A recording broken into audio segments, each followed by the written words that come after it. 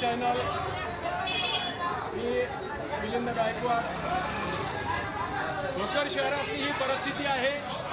भोकर शहरामध्ये पेट्रोल बंद होणार आहे, डिझेल बंद होणार आहे म्हटल्यानंतर ही परिस्थिती निर्माण झाली आहे। जनता आपल्याला कशी बळी पाडते याचं प्रत्यक्ष उदाहरण म्हणजे हे आहे। पेट्रोल आणि डिझेल बंद होणार आहे म्हटल्यानंतर जरतेचा महापूर भोकर तालुक्यातल्या सर्व पेट्रोल पंपावर आलेला आहे। आता पेट्रोल इथलं एवढी पब्लिक येणार म्हणल्यावर संपणार, कोणी 1000 कोणी 2000 कोणी टँक सील करत आहे। 4 दिवस पेट्रोल पंप बंद आहेत म्हणून सांगितल्यानंतर जनतेने पेट्रोल पंपाकडे धाव घेतलेली आहे। कारण माणसाच्या जेवणापेक्षा गाडी महत्वाची आहे आणि फिरणं महत्वाचं आहे, म्हणून इकडे पेट्रोल पंपावर या रांगाच्या रांगा लागलेल्या आहेत।